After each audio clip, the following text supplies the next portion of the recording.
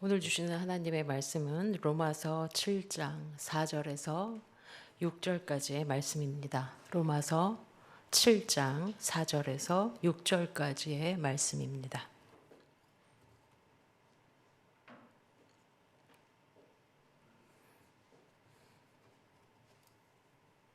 다 함께 읽도록 하겠습니다.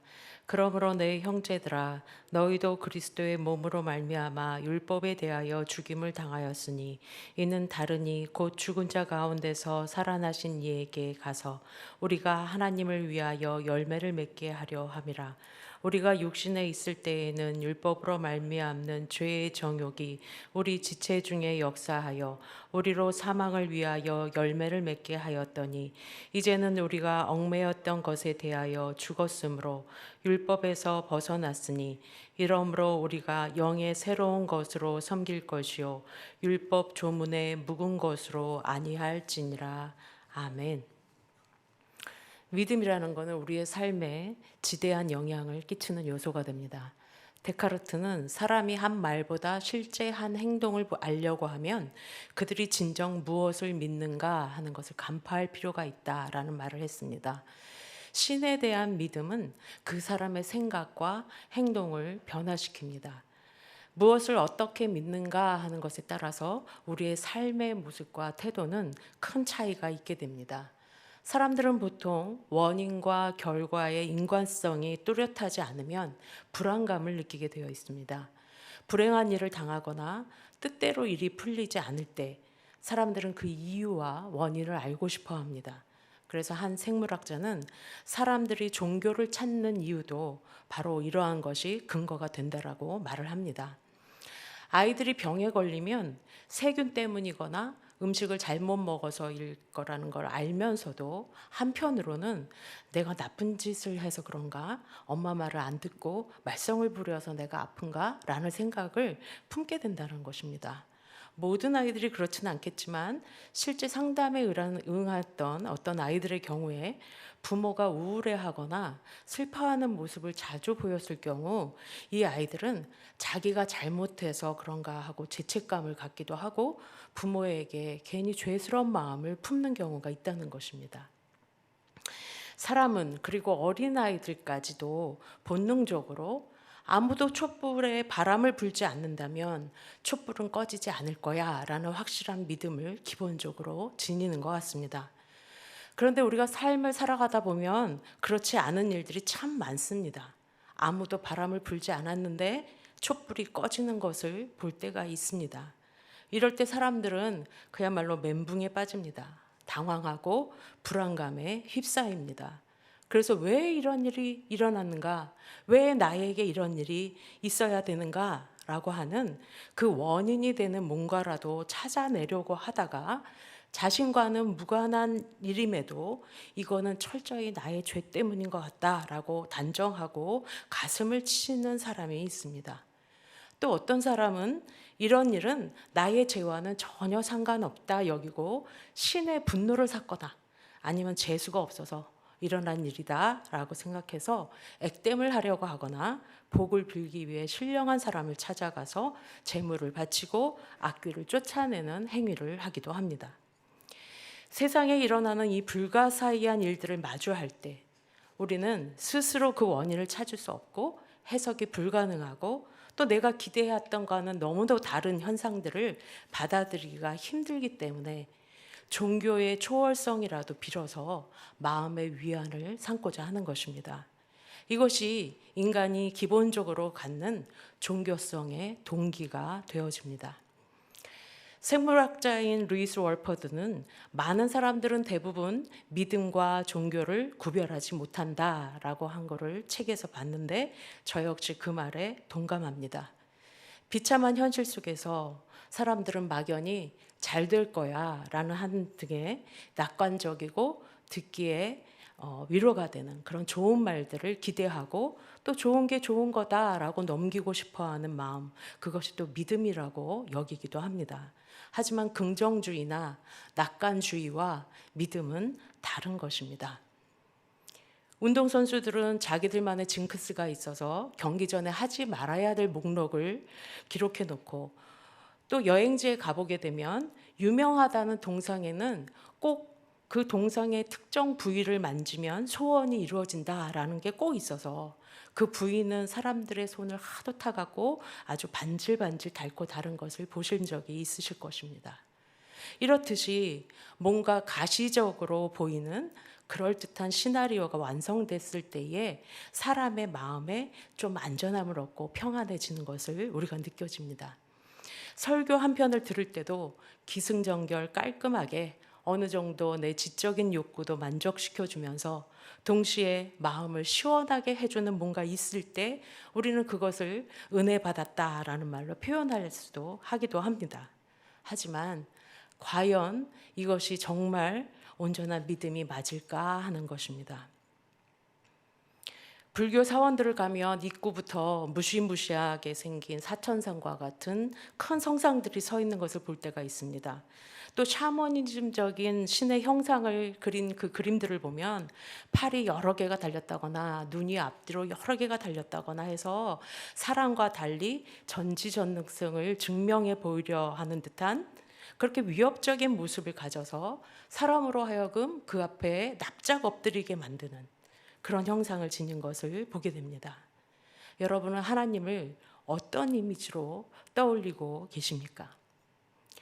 신자는 자신이 믿는 종교에서 초자연적인 힘을 지닌 신으로부터 도움받기를 원하고 그래서 그 도구로 기도를 합니다. 그리고 자신이 드리는 그 기도에 드린 정성의 정도에 따라서 미래를 바꿀 수 있다는 그런 믿음을 갖게 됩니다. 그래서 더 작정하고 매달리고 재물을 또 갖다 바칩니다. 신의 노여움을 달래거나 간절히 원하는 것을 얻기 위해서 신의 비위를 맞추는 것입니다.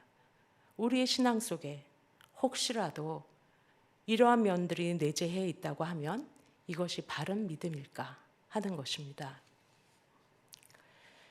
이렇게 종교성에 근거한 믿음의 행위들이나 기독교의 본질적인 참 믿음의 모습이나 사실 어느 정도 외형적으로는 공통점이 분명히 있습니다. 하지만 그것의 참과 거짓의 여부를 단지 겉모습만으로는 판단할 수가 없습니다.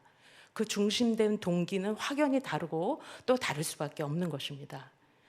우리의 믿음 생활의 기반이 만약 종교성으로 인한 것이라고 하면 나에게 그 누구보다 뜨거운 열심은 있을지언정 자신을 십자가에 매일 못 박는 그러한 과정은 통과해버리게 됩니다. 그래서 회개라는 단어나 죄라는 단어가 그렇게 부담스러울 수가 없는 것입니다. 주님께서 바리새인들을 향해서 회개해라 라고 외쳤어도 그들은 그 말이 자신들의 이야기일 거라는 꿈에도 생각하지 않고 꿈쩍도 하지 않는 것을 우리가 압니다. 또 우리가 종교성으로 주님을 믿는다고 하면 내가 예상하지 않은 불편한 일들, 당황스러운 일이 발생했을 때에 열렬히 기도하고 주님을 찾고 헌금을 드리고 헌신하지만 막상 그 일이 해결되고 나면 언제 그랬냐는 듯 고개를 돌려버리게 됩니다. 또 종교성으로 주님을 찾는 믿음은 자신의 필요에 따라 때로는 비굴할 정도로 자신을 낮춥니다. 신의 권능 앞에 두려움이 가득해서 신이 자신을 어떻게 할까봐 또 자기가 가진 것을 빼앗아 갈까봐 그 마음의 두려움으로 가득 차 떨기도 합니다. 반대로 어떤 이는 자신의 의로움과 거룩함을 드러내 보이고 싶어 하고 그런 것이 자신이 옳다고 하는 확신에 차서 말하길 이 모든 것이 다 하나님을 위한 것이다 라는 소리를 냅니다. 이런 왜곡된 믿음 위에 종교적인 신비한 체험까지 더해지게 되면 그 사람의 영적인 상태는 정말 그 누구도 말릴 수 없는 상황에 이르게 됩니다. 제가 예전에 미국 생활 중에 잠깐 사역했던 한 교회에 여자 담임 목사님이 계셨습니다. 이 목사님이 친구의 장례식에 참석했다가 갑자기 뭐가 확 자기에게 들어오는 걸 느꼈다. 근데 그게 성령이었다라고 말하면서 간증을 한 적이 있는데 근데 이상하게도 이분의 설교에서는 하나님에 대한 이야기보다 귀신에 대한 이야기가 항상 더 많았습니다. 그리고 새로 들어오게 되는 초신자의 가정을 찾아가서 기도를 해주면서 당신 자녀에게 군대 귀신이 들렸습니까? 헌금을 얼마를 해야 된다. 또 체류 비자를 빌미로 해서 헌신 봉사를 요구하기도 하고 여기저기 다니면서 앞에서는 좋은 말을 하지만 뒤에서 수시로 거짓말을 했습니다. 아주 작은 교회였음에도 그렇게 거둔 헌금으로 유명한 부흥 집회 강사들을 불러다가 집회를 종종 열고 신령한 듯 행세하는 것을 보고는 아, 저분에게 역사하는 신은 성령이 아니구나 알 수 있었습니다. 거룩한 직분으로 저렇게 하나님과 사람들을 속일 수도 있구나 하는 생각에 정말 소름이 끼치고 섬뜩했던 기억이 아직도 생생합니다. 바리새인들은 항상 율법을 소중히 여겼고 정해진 시간마다 빠짐없이 예배를 드렸습니다. 열심을 품고 성전을 섬겼습니다. 하지만 그들의 그 종교적인 행위의 동기는 믿음이 아니었습니다. 자신의 의로움에 근거한 것이었습니다. 하나님은 그들의 경건을 받지 않으셨을 뿐 아니라 독사의 자식들아, 너희는 회칠한 무덤과 같구나 하시면서 회개할 것을 촉구하셨습니다. 종교성으로 신앙생활을 하는 사람은 중세의 십자군과 같이 하나님의 이름으로 포장은 했지만 자신과 뜻을 달리하는 사람에게 무자비하고 잔인하게 행동합니다. 또 반대로 어떤 이들은 신에게 자신의 생명줄이 달려있다는 생각에 신의 마음에 들려고 애를 씁니다. 두려움으로 하나님을 섬기는 것입니다. 그런데 이러한 믿음의 오류들이 남의 이야기가 아니라 우리 모두 누구든지 겪을 수 있는 위험성이 있다는 데에 그 문제가 있습니다. 그럼 어떻게 해야 이런 오류들을 범하지 않거나 최소화시킬 수 있을 것인가를 고민할 때에 종교적 신앙생활과 참된 믿음 생활에 있어 두 가지 명확한 차이를 생각해 볼 수 있습니다. 그 전에 먼저 전제되는 질문은 나는 하나님과 어떤 관계를 맺고 있는가? 하나님을 어떤 분으로 인식하고 교제를 나누고 있는가에 달려 있는 것 같습니다. 하나님을 단지 저 높은 하늘 보좌에 앉아 계셔서 사람들의 잘잘못을 판단하시고 또 자신의 뜻에 맞지 않으면 벌을 내리시는 전능한 권위자요 권세자라고만 인식을 한다면 우리는 하나님이 우리를 강제하시고 당신의 노예나 하나의 부속품처럼 로봇처럼 사용하신다고 생각할 수 있습니다. 그럴 때 하나님께 기도하고 예배하고 헌금하고 헌신하는 것은 전능자의 비위를 맞추는 것에 불과합니다. 하지만 정말로 그렇지 않습니다. 하나님은 그 본질이 사랑이십니다. 이 말은 곧 하나님과 우리 사이에 어떤 관계 설정이 이루어진다는 것을 뜻하는 것입니다. 아버지와 자녀의 관계, 왕과 백성의 관계, 목자와 양의 관계처럼 사랑이신 하나님이 우리를 다스리시고 돌보시고 극진한 사랑으로 품어주시는 관계 속에 들어간다라는 의미입니다. 그리고 우리는 그분의 보호를 받으면서 서로 간에 인격적이고 긴밀한 대화와 교제를 나누는 그런 관계가 되어진다라는 의미입니다. 그래서 우리는 나를 위해 자신의 생명까지도 아낌없이 내어주신 그 하나님의 사랑을 알기에 그분 앞에 눈물과 감사로 응답하고 충성하고 기꺼운 마음으로 순종하게 되는 것입니다. 또한 그 놀라운 사랑을 알기에 당신의 몸된 지체들을 사적인 감정이나 개인의 호불호에 관계없이 그리스도 안에서 한 형제요 자매된 관계로 인정하고 품어주고 유기적으로 연결되는 것입니다. 아무것도 아닌 내가 온 세상을 말씀으로 창조하시고 한치의 오차도 없이 지금도 만물을 운행하시는 만왕의 왕 되신 하나님의 사랑받는 자녀임을 알기에 그 자격으로 담대히 하나님 앞에 오늘도 나아가 기쁨으로 예배하고 찬송 부르고 간혹 원인과 이유를 알 수 없는 일 앞에서도 그럼에도 불구하고 내가 당신을 사랑하고 신뢰합니다 라는 고백을 드릴 수 있게 되는 것입니다. 이승우 작가의 사랑의 생애라는 소설에 나오는 글귀를 발췌했습니다. 사랑할 만한 자격을 갖춰서가 아니라 사랑이 당신 속으로 들어올 때 당신은 불가피하게 사랑하는 사람이 된다. 사랑이 들어오기 전에는 누구나 사랑할 자격을 갖고 있지 않다. 하나님의 사랑이 먼저 우리들을 찾아와 주셨습니다. 그래서 그 사랑 안에서 우리는 두려움이나 나의 의로움을 드러내기 위함이 아닌 진실함과 자원하는 마음으로 심정을 다해서 충성을 약속하게 되는 것입니다. 아니, 세상에 어떤 신이 밤낮 불러 말하기를 내가 너를 사랑한다, 너는 내 아들이다, 나의 자녀다, 내가 세상 끝날까지 너와 함께 할 것이다, 나는 너의 아버지다, 너를 인도하는 목자다, 너의 가장 가까운 친구다, 그리고 내가 널 위해 나의 목숨을 주겠다, 아무 염려 말고 내게 맡겨라, 이렇게 말하는 신이 도대체 어느 종교에 있습니까? 나의 사랑, 나의 어여쁜 자야, 일어나서 함께 가자라고 하시며 같은 길을, 같은 위치에서 같은 곳을 바라보며 동행하자고 초청하는 신이 다른 종교에도 있습니까? 우리가 이 하나님의 사랑 안에서 매일매일 녹아나지 않으면 우리는 바리새인들과 같이 주님마저도 자신의 잣대로 판단하는 종교인이 될 수밖에 없습니다. 아니면 신의 권능 앞에서 벌벌 떨면서 하나님은 높고 높은 보좌에 앉아 계십시오, 그리고 제가 가끔 필요할 때 간청하는 것을 들어주시기만 하면 됩니다, 그렇게 할지 모르겠습니다. 종교적인 열심과 순수한 신앙과의 또 하나의 결정적인 차이점은 바로 생명력에 있습니다. 종교적인 열심은 뭔가 해내는 것처럼 보이고 업적을 쌓아 올리는 듯 눈에 보일 수 있지만, 그리고 요란한 소리가 나지만 바리새인의 성전 기도처럼 주여 내가 저 죄인들과 같지 않은 것을 감사하나이다 하면서 큰 소리를 내 기도하는 것과 같습니다.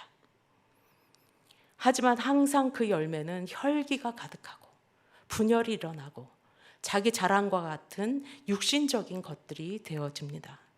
자신의 의로움을 드러내기에 바쁩니다. 그러다 보니 공동체는 여기저기 상처투성이가 됩니다. 부패해서 썩은 내가 나는데도 알아차릴 수가 없습니다.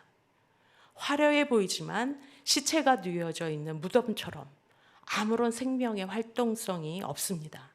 의문의 죽은 것, 옳고 그름을 따지는 율법이 은혜보다 더 위에 자리 잡게 되면 사람을 구원하지 못합니다.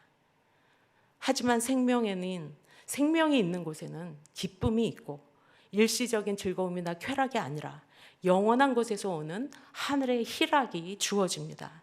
자신을 낮추고 타인을 자기보다 낮게 여기고 축복하고 세워주는 일들, 그래서 함께 성장해 가는 것입니다. 살리는 일이 일어납니다. 예배가 회복되고 주의 역사하심이 다시금 활발히 일어나게 됩니다. 남의 잘못이 내 책임인 양 회개하고 남의 슬픔이 내 아픔인 양 슬퍼합니다. 말씀을 따르는 순종 안에서 모든 경계와 담이 허물어지고 화평케 하는 일들이 회복됩니다. 예수님이 가시는 곳곳마다 생명의 일들이 일어났습니다. 죽은 자가 살아나고 병든 자가 고침을 받고 귀신 들린 자가 그 귀신이 쫓겨남을 당했습니다. 장래 행렬은 생명의 축제로, 생명의 행렬로 바뀌었습니다. 죽은 지 사흘이 지난 나사로가 살아났고 나병 환자들이 고침을 받고 귀신들이 소리를 지르며 떠나갔습니다. 생명은 이와 같이 역사하는 것입니다. 기독교가 많은 종교 중에 하나인 것은 맞는 말이지만 우리의 믿음은 종교 생활에 그쳐서는 안 됩니다. 율법 조문에 묵은 것이나 그러한 것들로 하는 것이 아니라 영의 새로운 것으로 해야 합니다. 우리는 종교인이 아니라 온전한 믿음의 사람으로 주님의 사랑 안에 거하면서 생명력 있는 신앙을 소유할 수 있어야 하겠습니다. 요한일서 4장 18절의 말씀으로 말씀을 마치겠습니다. 사랑 안에 두려움이 없고 온전한 사랑이 두려움을 내어 쫓나니 두려움에는 형벌이 있음이라. 두려워하는 자는 사랑 안에서 온전히 이루지 못하였느니라. 아멘.